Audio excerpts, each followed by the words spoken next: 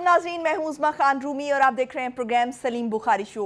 नाज़रीन, chairman PTI की अहलिया और लतीफ़ खोसा की एक मुबैना ऑडियो मंजर आम पर आई है, जिसमें ये बात ये हो रही है कि बुशरा बीबी जो हैं वो चेयरमैन पीटीआई की बहनों से इख्तलाफात का तज़किरा कर रही हैं। तीनों नंदों की वो शिकायत करती हुई भी नज़र आ रही हैं। बहनों ने कहा है कि आपने उनसे बदतमीज़ी की, जिस पर बुशरा बीबी ने यह भी कहा कि इन तीनों को क्या ज़रूरत थी कि आपके दफ्तर पर पहुँच जाएँ, जिस पर लतीफ़ खोसा ने कहा कि मैं तो बदतमीज़ी करने वाला ही नहीं हूँ।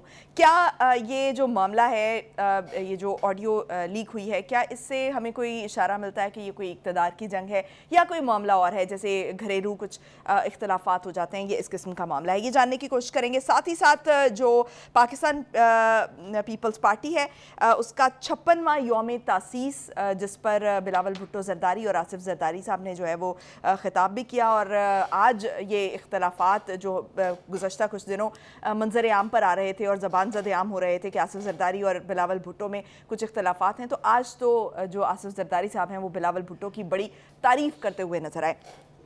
इस हवाले से बात करेंगे कि आज जो डिस्कशन हुई और जिस तरह से नून लीग को निशाना बनाया गया एक दफ़ा फिर, क्या इंडिकेट किया जा रहा है, इस पर बात करेंगे। साथ ही साथ जो गज़ा में जंगबंदी है उसमें मज़ीद एक दिन की तौसी हो गई है और हमास और इसराइल इस पर रजामंद हो चुके हैं। अस्सलाम वालेकुम बुखारी साहब।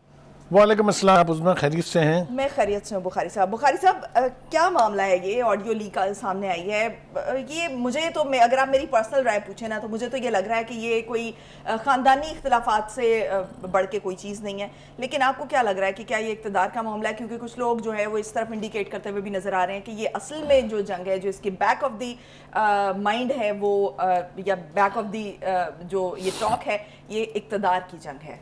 क्या मामला है ये? देखिए, पहली बात तो यह है कि सूरत हाल अभी बाहर आना शुरू हुई है। आने वाले दिनों में और मज़ीद क्या कुछ बाहर आएगा वो तो हम देखेंगे। बुनियादी तौर पर ये बेगम और बहनों की जो घर के अंदर की लड़ाई थी वो बाहर चौक में आ गई है। एक तरफ फ़िक्रमंद बहनें हैं जो समझती हैं कि हमारे भाई को कुछ ना हो जाए, दूसरी तरफ सियासत में डूबी हुई उनकी बेगम साहिबा हैं, वो भी समझती हैं कि खान साहब की गैर मौजूदगी में ये तो उनका हक़ भी है और उनका इख्तियार भी है। तो ये बुनियादी तौर पर जो घर की लड़ाई थी, चौक में आने का नुकसान घर को तो होगा ही, लेकिन पार्टी को भी बहुत होगा। हम यही कह सकते हैं इनसे फ़िलहाल तो कि आप ही अपनी अदाओं पे ज़रा गौर करें। हम अगर अर्ज़ करेंगे तो शिकायत होगी, क्योंकि जब लोग इस पर तबसरे करने लगेंगे तो ये बात और ज़्यादा बढ़ जाएगी। अब इसके पस मंज़र बयान करना बहुत ज़रूरी है। पहली बात तो यह है कि 2014 का धरना हो या उसके बाद की जितनी भी सियासत है खान साहब की, उसमें उनका एक बड़ा सॉलिड बयानिया था मौरूसी सियासत के खिलाफ, और वो बयानिया उन्होंने धड़ाधड़ बेचा, हर जलसे में बेचा, हर जगह बेचा।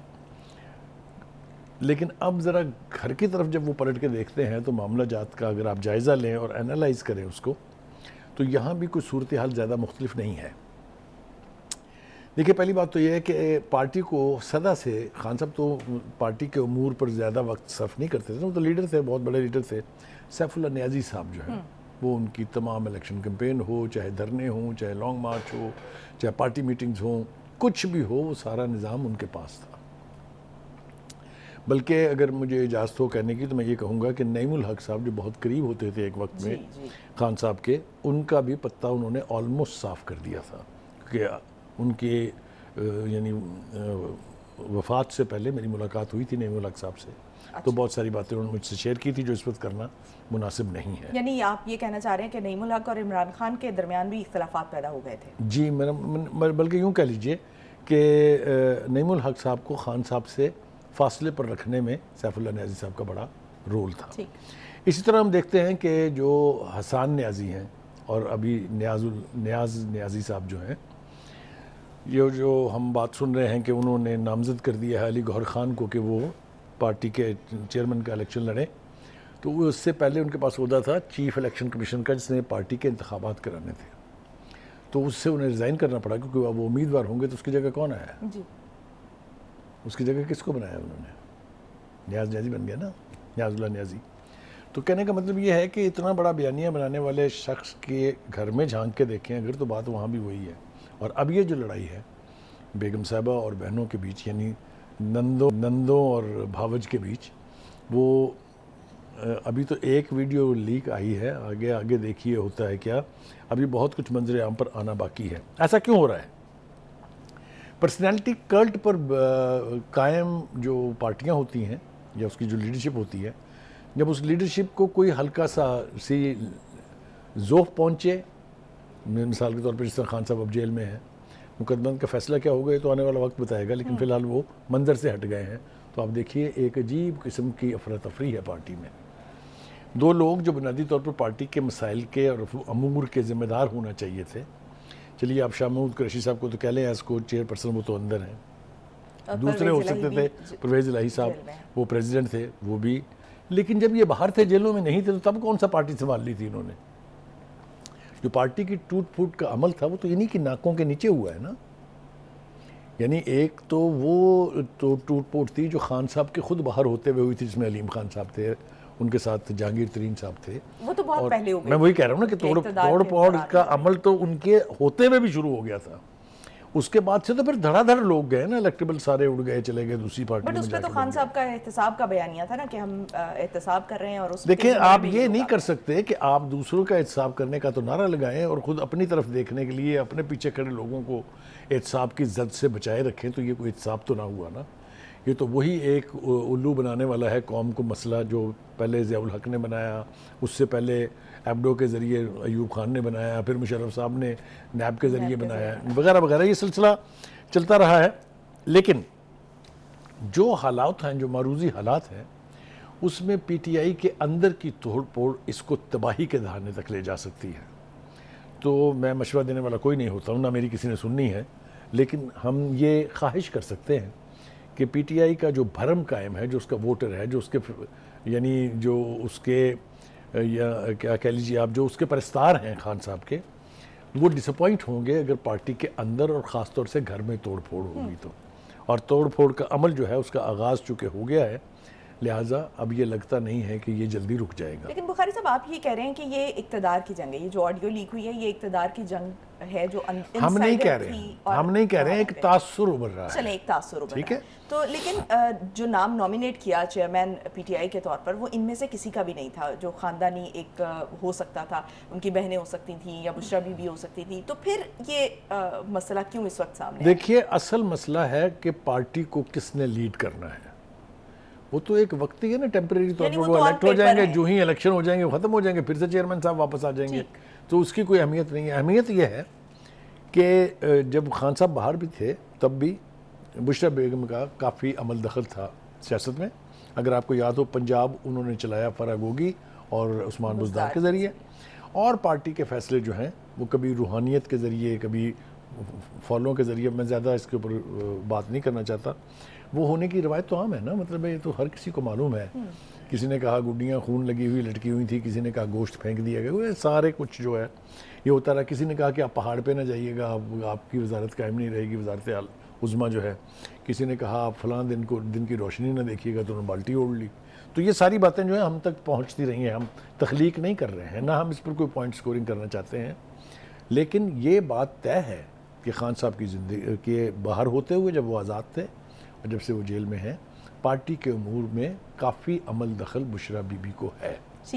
لیکن بہنوں کی خواہش اب یہ ہے کہ وہ نیچرل کسٹوڈین ہے پارٹی کے. اگر ان کا بھائی جیل میں جب تک ہے, یا اس کے بعد اگر خدا نہ خواستہ ان کو سزا ہو جاتی ہے, تو پھر وہ پارٹی کی کمان جو ہے کسی اور کے ہاتھ پر دینے پر آمادہ دکھائی نہیں دیتی ہے. لیکن اس گھر کی لڑائی کے اوپر فردوس عاشق اوان صاحبہ کا جو رد عمل ہے وہ ہم اپنے ناظرین تک نہیں پہنچائیں گے تو بڑی زیادتی ہو جائے گی.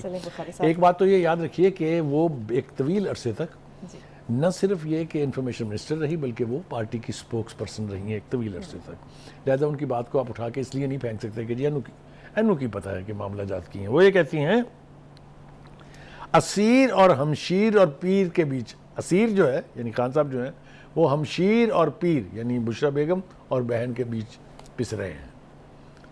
مطلب ہے آپ ان کے لفظوں کا چناؤ دیکھیے اور وہ کیا کہنا چاہ رہی ہیں وہ دیکھ لیجئے. اقتدار کی جنگ گلی محلوں سے ہوتے ہی گھر کے صحن تک آ پہنچی ہے, یہ ہم پہلے کہہ چکے ہیں. سیاست میں گھریلو تعلق شامل کرنے کا یہی انجام ہونا تھا. یعنی اس میں بھی یہ تاثر ہے کہ یہ پہلے سے شروع ہے, اب اس کا انجام ہو گیا ہے. ہیونگ سیڈ دیٹ, دوسری طرف اگر ہم دیکھیں کہ یہ جو آڈیو لیکس ہے اس کے حوالے سے آج کافی گفتگو کی ہے کھوسا صاحب نے. کھوسا صاحب کنٹروورشل ہوئے ہیں پچھلے 2-3 دن میں اس اعتبار سے کہ علی گوہر صاحب کے نام کا اعلان کیا تھا, آپ کو یاد ہے علی ظفر صاحب نے, ان کے بعد وہ تو انڈورس کیا نا, انہوں نے سیکنڈ کیا ان کو, لیکن پریس کانفرنس میں کہ مجھے خان صاحب نے کہا ہے کہ آپ علی گوہر صاحب جو ہیں ان کا نام اناؤنس کر دیں ایز چیئرمین, تاکہ جو پارٹی کے الیکشن ہے اس میں وہ منتخب ہو جائے. کھوسا صاحب یہ کہتے ہیں کہ نہیں بھائی, مجھے تو انہوں نے کہا کہ چیئرمین میں ہی ہوں, میں ہی رہوں گا. اب who you trust, ان کی بہن سے کسی نے سوال کیا کہ جی یہ دو وکیل 2 مختلف باتیں کہہ رہے ہیں, تو انہوں نے کہا وہ بھی ٹھیک کہہ رہے ہیں, وہ بھی ٹھیک کہہ رہے ہیں. ان کو وہ بات کہی گئی ہوگی, ان کو وہ بات کہی گئی ہوگی. اب وہ یہ کیوں کہہ رہی ہیں, ان کا خیال یہ ہے, میری انٹرپریشن ہے کہ اگر یہ علی ظفر منتخب بھی ہو جاتے ہیں, علی گوہر منتخب بھی ہو جاتے ہیں, تو بہرحال جب پارٹی عمران خان صاحب باہر آئیں گے وہ ختم ہو جائیں گے, جب الیکشن ہوں گے ختم ہو جائے گا, واپس وہ پھر چیئرمین بن جائیں گے. اور کھوسا صاحب بھی ٹھیک ہیں, وہ یہ کہتے ہیں مجھے تو انہوں نے کہا کہ چیئرمین میں ہی ہوں. تو چیئرمین در حقیقت تو وہ ہیں اور وہی رہیں گے. یہ وقتی طور کے اوپر اگر ایک بریک آنا ہے تو اس کو آپ یہ نہیں سمجھ سکتے کہ مستقل بنیادوں کے اوپر ہوگا. ایک طرف تو یہ ان کو کرنے کی ٹھیک ہو گیا. دوسری بات یہ ہے کہ جی وہ کھوسا صاحب جو ہیں انہوں نے کافی اپنا ڈیفنس جو ہے وہ پیش کیا. اس نے کہا جی کہ میں جو ہے وہ -1 کے فارمولے کی تو بات میں تصور بھی کرنے کے لیے تیار نہیں ہوں, نہ میں نے اس کے حق میں نہ میں نے اس کے خلاف کوئی بات کی ہے.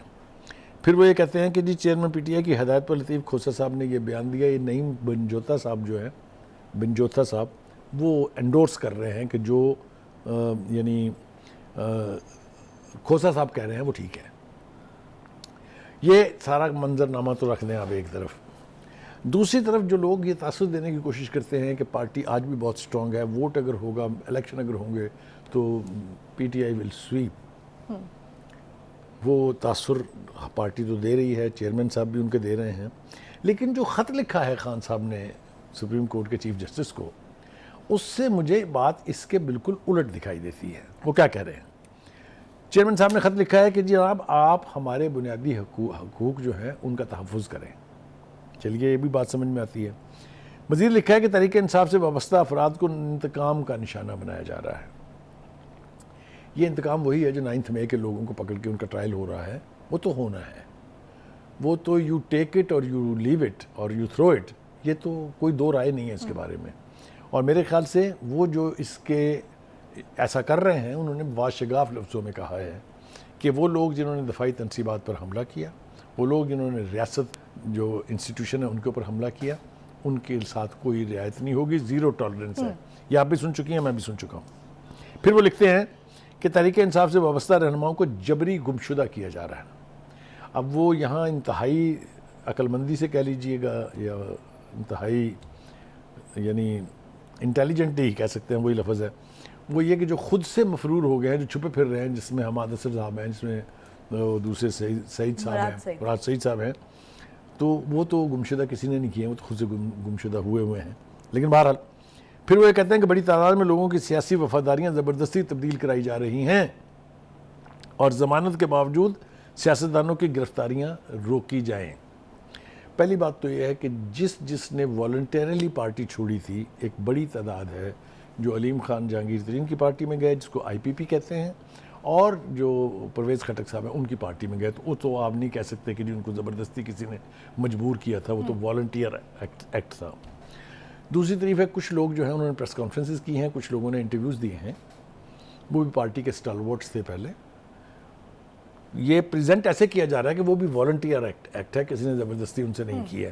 نہ ہی کسی انٹرویو دینے والے نے یا پریس ریلیز جاری کرنے والے نے یا انٹرویو دینے والے نے یہ دعویٰ کیا ہے کہ جی مجھ سے یہ زبردستی کرایا جا رہا ہے, بلکہ ہر ایک نے یہ وضاحت کرنا ضروری سمجھی کہ جناب یہ میں انڈیپینڈنٹلی ایکٹ کر رہا ہوں. ان چیزوں کو سامنے رکھ کے اگر آپ دیکھیں تو مجھے یوں لگتا ہے جیسے خان صاحب کو اب پارٹی کے اندر کی توڑ پھوڑ جو ہے اس سے نقصان ہوتا دکھائی دے رہا ہے. ٹھیک جی. تو بخاری صاحب ایک مجھے بریک لینے کے لیے کہا جا رہا ہے, لیکن میں یہ جاننا چاہ رہی ہوں کہ پارٹی کو الیکشن کے لیے الیکٹیبلز کی ضرورت ہوتی ہے, تو الیکٹیبلز تو ابھی ان کے پاس نہیں ہے, تو پھر کیا صورتحال ہوگی, اور کیا جو علی گوہر ہیں وہ یہ ری آرگنائز کر پائیں گے, یہ انٹیکٹ کر پائیں گے پارٹی؟ دیکھیے پہلی بات تو یہ ہے کہ ایک تاثر یہ تھا کہ وہ کھمبے کے گلے میں بھی اگر ٹکٹ ڈال دیں گے تو وہ جیت جائے گا. میرا کنسسٹنٹلی یہ سٹانس رہا ہے کہ ایسا نہیں ہوتا. ایسا ہم نے بھٹو صاحب کے بارے میں بھی سنا تھا, پھر ہم نے دیکھا کہ پی این اے کے ذریعے ان کے ساتھ جو سلوک کیا گیا. کہنے کا مطلب یہ ہے کہ یہ کیفیت اب نہیں ہے, اس لیے کہ پارٹی کے اندر جو ریئل اسٹرینتھ تھی, جو الیکٹیبل لوگ تھے یا جن کا جینون پی ٹی آئی کے پلیٹ فارم سے ایک ووٹ بینک ڈیولپ ہوا تھا, وہ اب پارٹی میں نہیں ہے. چاہے وہ علی گوہر خان ہوں, چاہے وہ ان کی بہن علیمہ خان ہوں, جو بھی پارٹی کو پکڑے گا اس کو پارٹی ایک ٹوٹی پھوٹی ہوئی پارٹی کے طور پہ ملے گی. ایک پورے بھرپور نئے طریقے سے جو ہے کریکٹ, وہ کیپیسٹی ان میں سے کسی میں بھی نہیں ہے. وہ کیپیسٹی صرف عمران خان میں ہے, اسی میں تھی, اسی نے اس پارٹی کو یہاں تک پہنچایا, اسی کے نام کے اوپر یہ ہو سکتے تھے. ایبسلیوٹلی. ناظرین, پاکستان پیپلز پارٹی کا 56واں یوم تاسیس, جس پر بلاول بھٹو نے بھی اہم پیغام دیا اپنے جیالوں کو, اپنے ورکرز کو, اور اس کے علاوہ آصف زرداری بھی ٹھیک ٹھاک بولے. بخاری صاحب, سب سے پہلے تو جو میرے ذہن میں سوال آتا ہے وہ یہی ہے کہ ہم نے کچھ دن پہلے دیکھا کہ دونوں میں بڑے اختلافات تھے. ایک زرداری صاحب کا انٹرویو بھی آیا جس میں انہوں نے بلاول صاحب پر دبے لفظوں میں کچھ اس طرح بات کی کہ ان کو مزید ٹریننگ کی ضرورت ہے, ابھی وہ نوجوان خون ہے, اور لیکن تجربہ ہی ہوتا ہے, اس قسم کے بیانات. لیکن اس کے بعد دبئی میں ایک میٹنگ ہوتی ہے ان کی, دبئی کا ایک وزٹ ہوتا ہے, اور اس کے بعد کمالات ہی کمالات نظر آ رہے ہیں کہ اب تو ایک پیج نظر آ رہا ہے. کیا ایسا ہوا اس میٹنگ میں؟ دیکھیے, بالکل آپ کی آبزرویشن بالکل ٹھیک ہے, لیکن ایک بات جو میں یہاں یاد دہانی کرانا چاہتا ہوں وہ یہ ہے کہ زرداری صاحب کو ایک زرداری صاحب پہ بھاری ایسے ہی تھوڑی کہا جاتا ہے. یہ تھوڑی ہے کہ ان کا کمال صرف پارٹی پہ چلتا ہے, گھر پہ نہیں چلتا ہے. تو میرے خیال سے انہوں نے پھر ایک کمال دکھایا ہے اور بیٹے کو منا لائے ہیں, اور ایک ساتھ بیٹھ کے انہوں نے ایک دوسرے کا ہاتھ پکڑ کے بلند کیا ہے. تو یہ زرداری صاحب کا کمال ہے. اس کے اوپر ہم مطلب ہے اس کو کرٹیسائز نہیں کیا جا سکتا, اس کے اوپر آپ کو کریڈٹ دینا پڑے گا ان کو کہ انہوں نے بالآخر ایک ایسے سٹیج پر, جب الیکشن اتنا قریب ہے, جب اتنی کمپین ہائی پچ پہ جا رہی ہے, اس میں گھر کے اندر کی کسی لڑائی کو بڑھنے سے روک کے, یا اختلافات کہہ لیجیے, لڑائی تو خیر بہت اسٹرانگ ورڈ ہے, تو اس کو قابو کیا ہے. میں سمجھتا ہوں کہ یہ بڑی ان کی اچیومنٹ ہے. بلاول صاحب آج کل زیادہ تر بات کر رہے ہیں کہ پرانا طرز سیاست جو ہے اس کو ترک کرنا چاہیے, نوجوانوں کے ہاتھ میں سیاست اور قوم کی تقدیر دینی چاہیے, اور وہ قوم کی تقدیر بدل دیں گے. لیکن بخاری صاحب, یہ پرانی طرز سیاست ہے کیا؟ یہ بالکل آپ نے ٹھیک سوال کیا. آج تھوڑا سا ہم اپنے ناظرین کے ساتھ بھی شیئر کر لیتے ہیں. دیکھیے, پرانی سیاست تھی نیشنلزم, حب الوطنی, ایک قومیت, اتحاد و یعنی یگانگت. قائد اعظم کا آپ کو یاد ہے موٹو کیا تھا؟ Unity, faith and discipline. یہ تھی پرانی سیاست. اگر قائد اعظم کی سیاست تھی, اس کے بعد کی سیاست تو اگر ہم سیاست کی بنیاد اور اس کی اساس چھوڑ دیں گے تو جس بنیاد پر پاکستان بنا تھا وہ قائم کیسے رہے گا؟ کیا ہم اس سے بالکل ڈپارچر کر سکتے ہیں, مکمل طور پہ اس کو اٹھا کے پھینک دیں اور یوتھ کے ہاتھ میں دے دیں؟ یوتھ کو وزڈم کہاں سے ڈرائیو کرنی ہے؟ اس ملک کے خالقوں سے.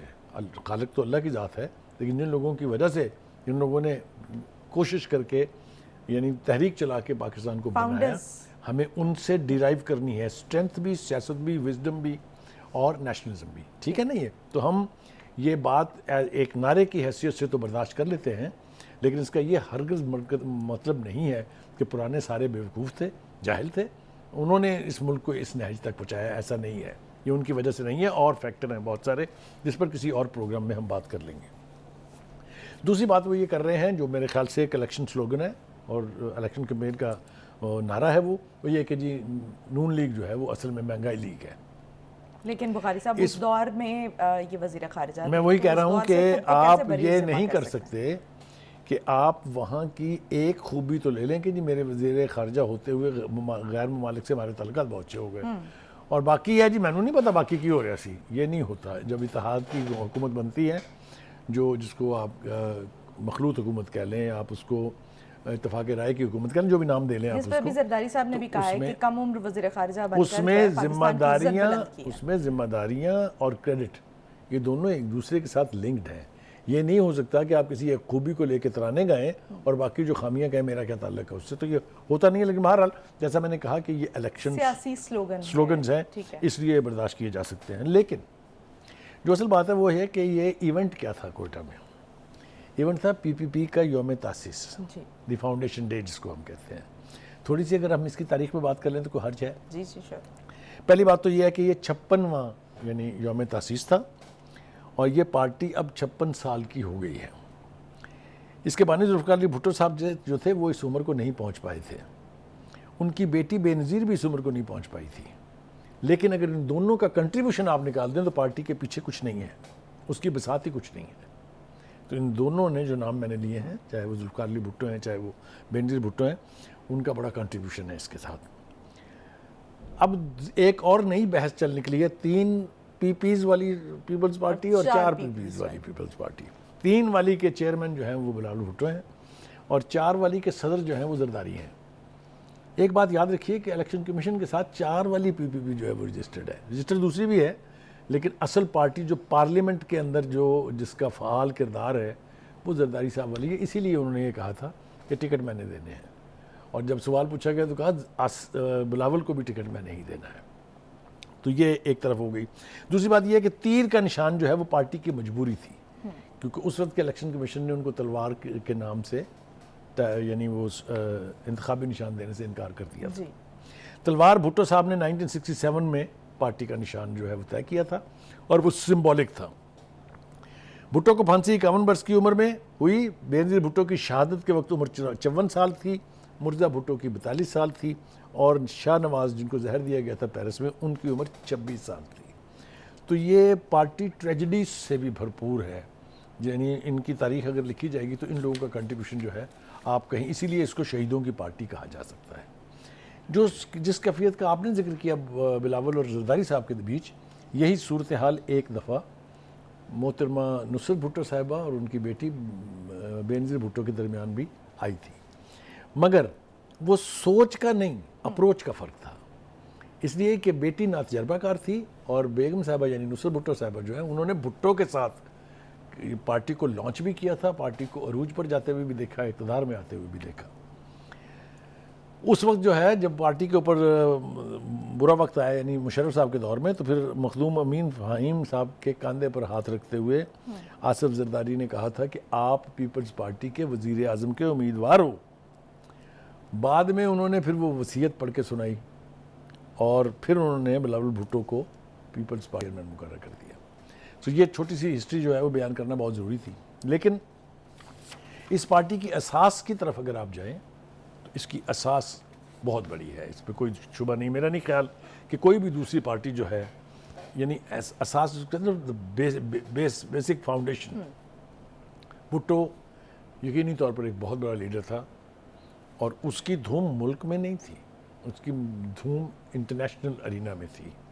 در حقیقت جو چیز ان کی بعد کی ناکامی کا باعث بنی وہ یہ تھی کہ وہ انٹرنیشنل ارینا میں اتنے آگے چلے گئے تھے کہ جب انہوں نے پلٹ کے دیکھا تو it was to late.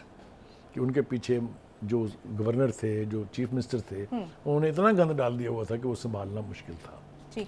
International arena کے اندر میں ایک واقعہ دو واقعات سنانے کی اجازت دیجیے مجھے، پھر اس سے آگے بڑھتے ہیں. پہلی بات تو یہ کہ ہنری کسنجر جن کی ابھی یہ بدھ کے دن وفات ہوئی ہے، انہوں نے اپنی سوانح عمری میں لکھا کہ میں نے شٹل ڈپلومیسی کے ذریعے پوری دنیا کو بیوقوف بنائے رکھا، لیکن ایک شخص اس میں ایکسیپشن ہے. وہ ایسا تھا جس نے مجھے ایک ہی ایشو پر 2 دفعہ بیوقوف بنایا اور اس کا نام تھا ذوالفقار علی بھٹو. ایشو تھا یہ کہ وہ 1974 میں آئے اور انہوں نے کہا کہ میں ملنا چاہتا ہوں. تو بھٹو صاحب نے کہا کہ میرے پاس زیادہ وقت نہیں ہے، میں لاہور ایئرپورٹ پہ آپ کو 25 منٹ کے لیے مل سکتا ہوں. تو یہ بڑی تاریخی ملاقات تھی جو لاہور کے پرانے ایئرپورٹ کے اوپر ہوئی تھی. تو انہوں نے کہا کہ جی آپ اپنا نیوکلیر پروگرام ختم کر دیں، یہ میں پیغام لے کے آیا ہوں صدر امریکہ کا. تو انہوں نے کہا کہ دیکھیے اس وقت آپ کا ملک جو ہے اس میں الیکشن ہونے والے ہیں، تو جو انڈرسٹینڈنگ اس وقت کی انتظامیہ کے ساتھ میری ہوگی امریکن ایڈمنسٹریشن کے ساتھ، وہ پتہ نہیں بعد میں آنے والی حکومت اس کو ایکسیپٹ کرے گی کہ نہیں. تو یہ کیا یہ بہتر نہ ہوگا کہ ہم آپ کے الیکشن کے بعد اس پہ بات کر لیں؟ اس نے کہا بالکل ٹھیک ہے. So he went back and told the president this is what he has said. اس کے بعد دوسری دفعہ جب الیکشن ہو گئے تو دوسری دفعہ انہوں نے 1976 میں جب PNA کی موومنٹ کا آغاز ہو گیا تھا اس وقت پھر کہا کہ میں آنا چاہتا ہوں، تو انہوں نے کہا کہ پاکستان میں تو اگلا میں بہت دنوں تک مصروف ہوں، پیرس میں پاکستان ایمبیسی میں ملاقات ہو سکتی ہے. تو وہ وہاں ملے اس سے، تو کسنجر صاحب تشریف لائے، تو انہوں نے کہا جی ہاں آپ بولیں، وہی میسیج ہے جو میں لے کے آیا تھا پہلے. ان کا میں تو تیار تھا اس سب کچھ کے لیے، لیکن اب میرے خلاف آپ کو پتہ ہے بہت بڑی کمپین چل رہی ہے اور الیکشن کا مطالبہ کیا جا رہا ہے، الیکشن ہونے بھی ہیں. پتہ نہیں میں جیت پاؤں گا کہ نہیں جیت پاؤں گا، تو یہ بہتر نہ ہوگا کہ ہم الیکشن کے بعد، جب میرے ہاں الیکشن ہو جائیں اس کے بعد بات کریں. جب ہمارے الیکشنز ہو جائیں تو اس کے بعد اس نے اپنی کتاب میں لکھا I have fooled the whole world through through shuttle diplomacy, but one man fooled me twice.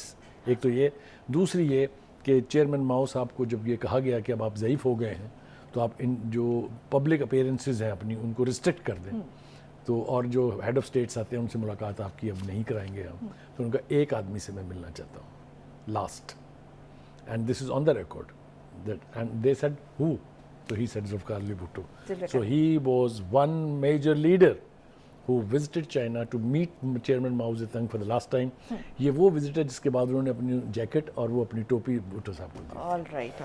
تو اتنے بڑی اساس کی پارٹی ہے یہ. ٹھیک ہے بخاری صاحب، جاتے جاتے نا میں ایک اور اہم سوال پوچھنا چاہ رہی ہوں کہ انتخابات ڈیلے ہونے کی بہت بات ہو رہی تھی، جس پر جو الیکشن کمیشن ہے اس نے پیمرا کو اب کہہ دیا کہ نوٹس لے. تو اب تو بڑا کیٹیگوریکلی الیکشن کمیشن کا موقف آ گیا اور اس نے اسٹرکٹلی اس کو پیمرا کو بھی کہہ دیا کہ یہ جو گفتگو میڈیا پر ہو رہی ہے اس کا نوٹس لیا جائے. تو اس کا مطلب یہ کہ اب یہ ان باتوں میں کوئی صداقت نہیں ہے، یہ افواہیں ہی. نہ صرف یہ بلکہ آپ کو اگر یاد ہو تو اٹارنی جنرل نے باقاعدہ لکھ کے سپریم کورٹ میں دیا ہوا ہے کہ 8 فروری کو الیکشن جو ہے وہ کرانے ہیں ہم نے، جس پر چیف جسٹس کی آبزرویشن یہ تھی کہ پھر اس کو پتھر پر لکیر سمجھیں.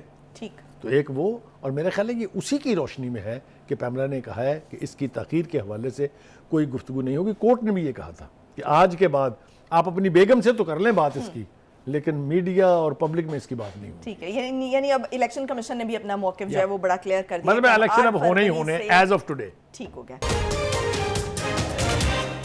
ناظرین، غزہ میں جنگ بندی میں مزید ایک دن کی توسیع کر دی گئی ہے، اور یہ جیسے ہی یہ 6 روزہ جنگ بندی کی مدت ختم ہونے والی تھی اس سے چند منٹ قبل ہی یہ جنگ بندی میں ایک دن کی توسیع کی گئی ہے. اور اس وقت تک آپ کو یہ بتاتے چلیں کہ جو شہادتوں کی تعداد ہے وہ 15,000 سے تجاوز کر گئی ہے، اور جو ویسٹ بینک کا علاقہ ہے وہ بھی محفوظ نہیں ہے، جہاں پر اسرائیل جو ہے وہ فلسطینی جو لوگ ہیں خاص طور پر بچے ہیں ان کو نشانہ بنا رہا ہے. بخاری صاحب، سب سے بڑی بات تو یہ کہ مجھے لگتا ہے کہ جو غزہ کے جو شہید ہیں ان کا ایک بڑا کنٹریبیوشن یہ ہے کہ وہ مسلم ممالک جو اسرائیل کو تسلیم کرنے جا رہے تھے، یہ عمل رک گیا ہے ان کو تسلیم کرنے کا. کیا آپ سمجھتے ہیں کہ یہ ایک بڑی اچیومنٹ ہے؟